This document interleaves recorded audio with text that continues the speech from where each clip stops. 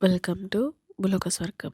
ఈరోజు వీడియోలో చామంతి పువ్వులు ఇలా ఎక్కువ పూయడానికి ఒక మంచి ఫర్టిలైజర్ చెప్తాను.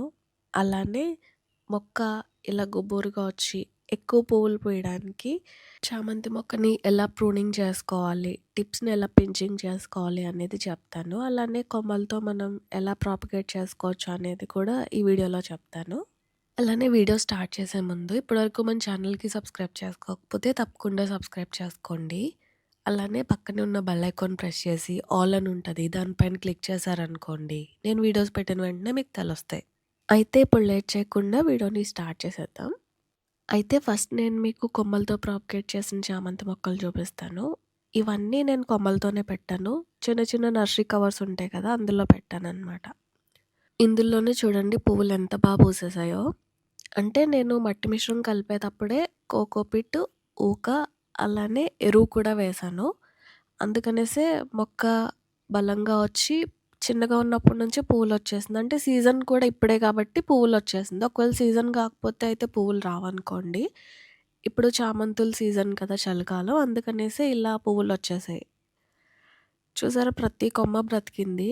అంటే నా దగ్గర ఈ వెరైటీస్ లేవు. ఒక 2 వెరైటీస్, ఈ రెడ్ కలర్ ఉంది కదా, ఈ 2 వెరైటీస్ లేవు. అందుకనేసి నేను కొత్తగా నర్సరీ నుంచి తెచ్చాక వెంటనే వాటి కొమ్మలు తీసి ఇలా కవర్స్లో గుచ్చేసాను.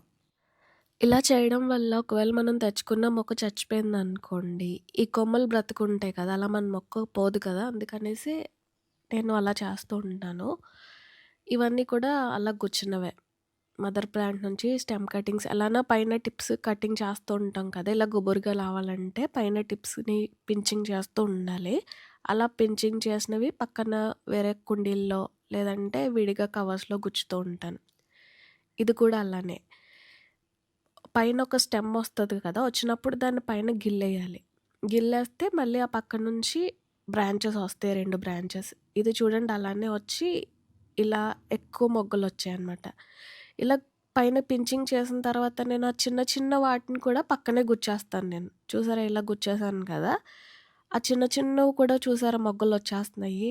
అంత చిన్నవి గుచ్చినా సరే దానికి వేర్లు కూడా వచ్చాయి. నేను కావాలంటే తీసి చూపిస్తాను చూడండి. నేను చాలా అంటే పించింగ్ అంటే పైన చిన్న చిన్నవే కదా పించ్ చేస్తాము, ఆ చిన్నవి కూడా నేను గుచ్చేసాను. అంత చిన్నవి కూడా వేర్లు వచ్చేసాయి. కాకపోతే నేను ఏం చేశానంటే గుచ్చేటప్పుడు పైన కొంచెం ఇసుక వేసి, అలానే ఎలానో మట్టిలో కోకోపీట్ ఉంది కదా, పైన కూడా ఒక లేయర్ ఇసుక వేశాను. అందుకనేసి వేర్లు బాగా వచ్చాయి ఇంత చిన్న కొమ్మకు కూడా. చామంతి మొక్కని చాలా ఈజీగా ప్రాపగేట్ చేసుకోవచ్చు. చూసారు ఇవన్నీ చాలా చిన్న చిన్నవి.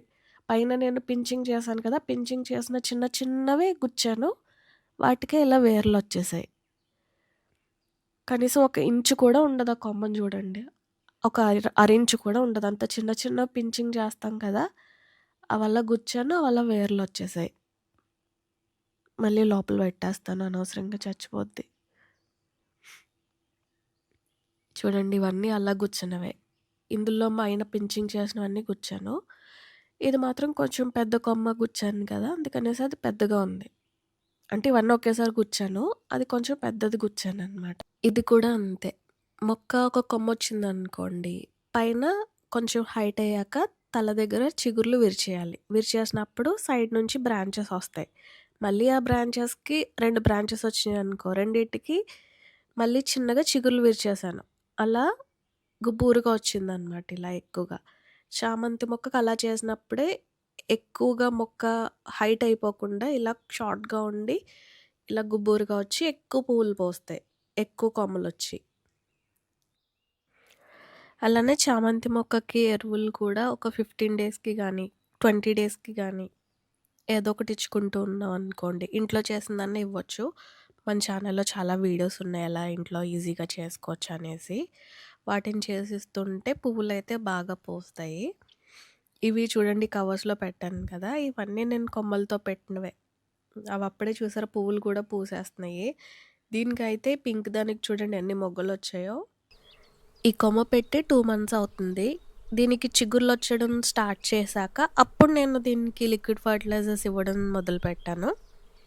దీనికి అప్పుడే చూడండి ఎన్ని మొగ్గలు ఉన్నాయో. ఒక దగ్గరే 4 మొగ్గలు వచ్చాయి. ఈ పువ్వు అయితే బాగా విడిచేసింది, కానీ ఇంకా ఈ 3 మొగ్గలు మాత్రం ఇంకా విడవాలి. ఈ చిన్న రోజ్ కూడా నేను కొమ్మలతో పెట్టిందే. చాలా వచ్చింది. అయితే నేను మాక్సిమం ఈ మధ్య అన్నీ ఈ బ్లాక్ కలర్ కవర్స్‌లోనే పెడుతున్నాను. అంటే స్లాబ్‌కి వెయిట్ తక్కువ అవుతది కదా! అండ్ ఈ కవర్స్ కూడా కొంచెం వాల్యూమ్ ఎక్కువగానే ఉన్నాయి అందుకనేసే. ఇవైతే బులకస్వర్గం.కామ్‌లో అవైలబుల్ ఉన్నాయి. కావాలంటే ఆర్డర్ చేసుకోండి. అలానే పళ్ళ విత్తనాలు, పువ్వుల విత్తనాలు, కూరగాయల విత్తనాలు కూడా ఉన్నాయి. ఎవరికన్నా కావాలంటే ఆర్డర్ పెట్టుకోండి. ఈరోజు నేను మొక్కలకి మినుములు కడిగిన వాటర్ వేస్తాను. ఇదేంటంటే మేము ఇంట్లో మినుములు చేసుకున్నాము. చేలో పండినవి.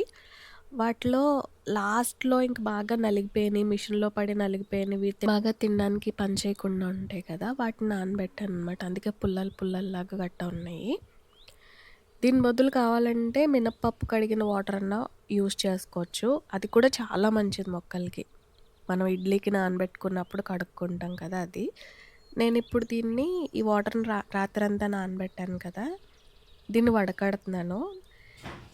ఈ పప్పుని, ఇందులో వచ్చే పుల్లలు ఇవన్నిటినైతే కంపోస్ట్‌లో వేసేస్తాను. అందుకనేసి ఫస్ట్ ఈ లిక్విడ్‌ని వడకట్టేసి, అప్పుడు దీన్ని డైల్యూట్ చేసుకొని మొక్కలకేసుకోవచ్చు. అండ్ నేను ఇంకొక విషయం చెప్పడం మర్చిపోయాను. చామంతి పువ్వులు మామూలుగా మొక్క ఒక్కసారే పూసేసి ఇంక పుయ్యదు అనేసి అనుకుంటూ ఉంటారు కానీ అలా కాదు. చామంతి పూలు ఒకసారి పూసాక ఆ పువ్వులు కట్ చేసేసామనుకోండి, మళ్ళీ కొత్త చిగుర్లొచ్చి పువ్వులు పూస్తాయి. నాకు ఇది సెకండ్ టైమ్ పూస్తుంది. అలానే నేను కట్ చేసేస్తాను. మొత్తం పైకి కట్ చేసేసామనుకోండి, హార్ట్ ప్రూనింగ్‌లా చేసేస్తే మొత్తం పువ్వులన్నీ అయిపోయాక, మళ్ళీ కొత్త చిగుర్లొచ్చి మళ్ళీ పువ్వులు పూస్తాయి. ఇప్పుడు ఈ లిక్విడ్‌ని మనం అన్ని మొక్కలకి ఇచ్చుకోవచ్చు.